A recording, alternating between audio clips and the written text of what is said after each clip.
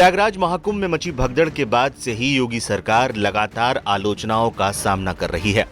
भव्य और दिव्य तैयारियों का दावा करने वाली योगी सरकार की सारी तैयारियां तब धरी की धरी रह गई थी जब मौनी अमावस्या पर स्नान के लिए पहुंची भारी भीड़ में भगदड़ मच गई थी। शंकराचार्य अविमुक्तेश्वरानंद सरस्वती तो हादसे के बाद से ही लगातार सीएम योगी को निशाने पर लिए हुए हैं। इस बीच लगातार शंकराचार्य को भी निशाने पर लिया जा रहा है। सोशल मीडिया पर उन पर कांग्रेस की भाषा बोलने की बात कही जा रही है। आरोप तो ये भी लग रहे हैं कि शंकराचार्य मामले को लेकर राजनीति कर रहे हैं। अब तमाम आरोपों पर एक निजी चैनल से बात करते हुए शंकराचार्य अविमुक्तेश्वरानंद ने खुलकर अपनी बात रखी और यहां तक कह दिया कि अगर सच कहना कांग्रेसी होना है तो हम कांग्रेसी हैं। ज्योतिष पीठ के शंकराचार्य से जब पूछा गया कि आप पर कांग्रेसी होने का आरोप लग रहा है, जवाब में शंकराचार्य कहते हैं, कांग्रेस की तरफ से बैटिंग करना खराब है, लेकिन बीजेपी की तरफ से बैटिंग करना खराब नहीं है। यही कांग्रेस है जिसकी बड़ी प्रशंसा होती थी। आजादी की लड़ाई में भाग लिया। यही कांग्रेस है जो इतने दिनों तक सत्ता में जनता के द्वारा भेजी जाती थी। आज कांग्रेसी होना गाली हो गई। हम कांग्रेसी नहीं हैं, लेकिन मान लो आपके कहने पर हमें कांग्रेसी भी मान लो। लेकिन क्या कांग्रेसी होना गाली है? कांग्रेसी होना गाली हो गया है क्या? बहुत से कांग्रेसी हैं, इस देश में जनता उनको भी चुनती है। कांग्रेसी होना भी गर्व है, भाजपाई होना भी गर्व है।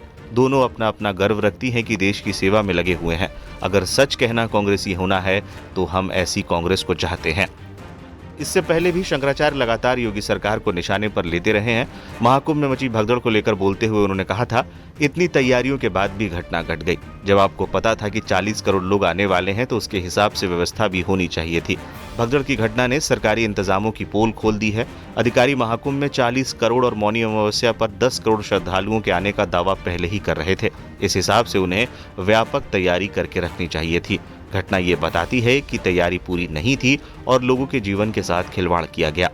अगर हमारे घर के किसी समारोह में 1000 लोगों की व्यवस्था है तो फिर हमें वहां 5000 लोगों को नहीं बुलाना चाहिए। महाकुंभ में भी यही हुआ।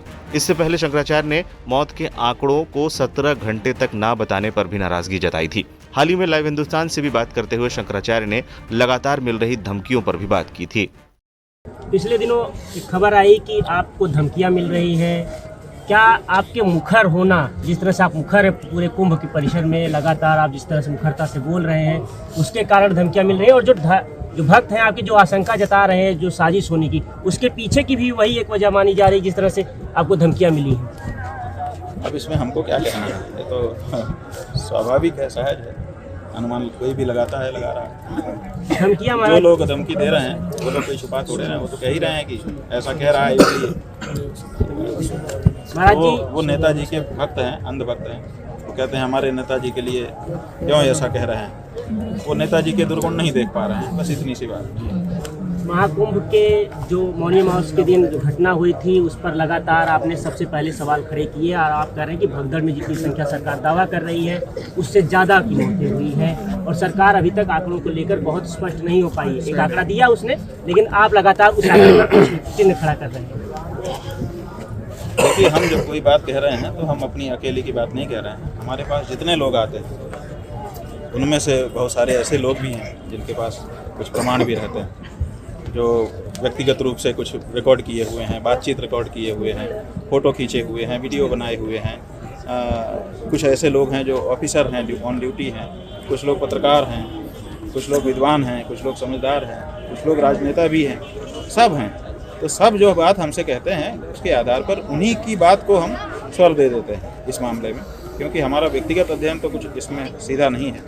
तो हम लोगों की जो बात है उस पर जितनी बात भरोसे लायक है उसके आधार पे ये बात कह रहे हैं कि जो संख्या बताई गई है वो बहुत छोटी है और जो घटना हुई है उसने ज़्यादा नुकसान हमको पहुँचाया।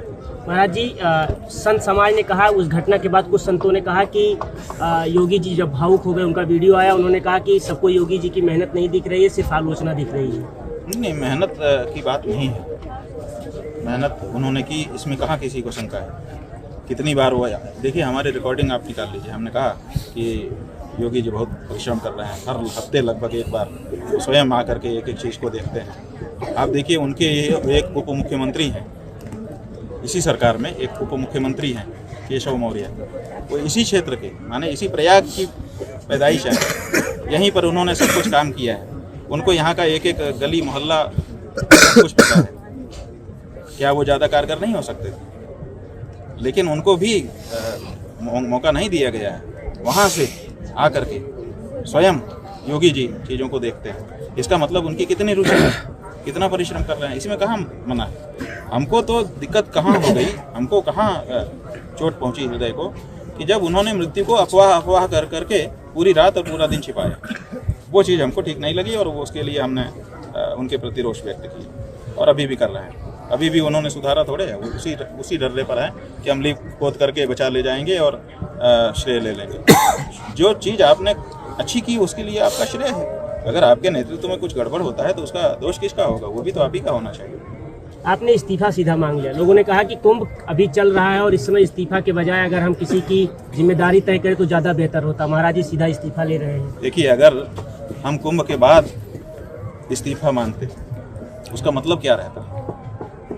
हम तो कुंभ के लिए इस्तीफा मांग रहे थे कि भैया अभी कुंभ में और भी स्नान होने वाले हैं और भी पब्लिक आने वाली है और अगर कोई घटना ऐसी हो गई तो फिर सब में लिपापोती होगी, जनता के साथ अन्याय होगा। इसीलिए कुंभ, बाकी वाला जो कुंभ था वो अच्छे से बीत जाए, इसी के लिए तो इस्तीफा मांग रहे थे। और काहे के लिए मांग रहे थे? जब कुंभ बीत ही जाता तो हमें कौन सा इस्तीफा क्यों मांगना था? फिर तो अपना कर रहे हैं जो कर रहे हैं। हम तो कुंभ के मद्देनजर मांग रहे थे और इस्तीफा इसलिए मांग रहे थे कि किसी अच्छे आदमी को लाया जाए। लोगों में क्या होता है कि आक्रोश उत्पन्न होता है, उसका भी शमन हो जाता है कि भाई हटा दिया गया, देखिए कार्रवाई हुई है।